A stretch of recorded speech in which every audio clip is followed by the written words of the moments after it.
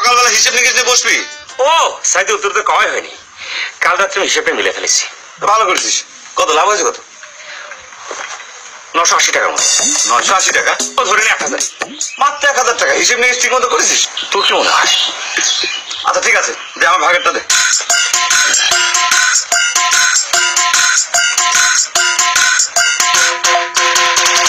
300 টাকা। আর বাকিটা? বাকিটা মানে? এটা তো তোর ভাগেরটা। এছাড়া কি করছিস তুই? আমি ভাগে পাবো 500 টাকা। কেন, আমার 200 টাকা বেশি নেওয়ার কথা ছিল না? আচ্ছা ঠিক আছে, তুই 200 টাকা বেশি নে, কিন্তু তুই 400 টাকা বেশি নিচ্ছিস কিসের জন্য? কি আবল তাবল করছিস তুই? 400 টাকা বেশি নিলাম কেন? 200 টাকা তো বেশি নিচ্ছি।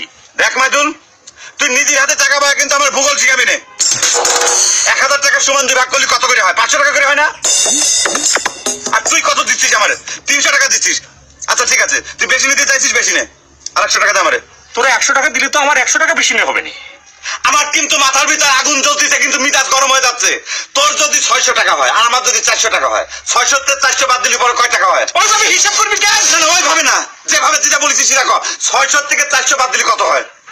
200। 200? তাহলে বা তোর 200 টাকা বেশি হলো না? আহারে, আমার বাকিরে দুজন যদি সমান সমান করে ভাগ করে 1000 থেকে কত করে পড়ে? 500।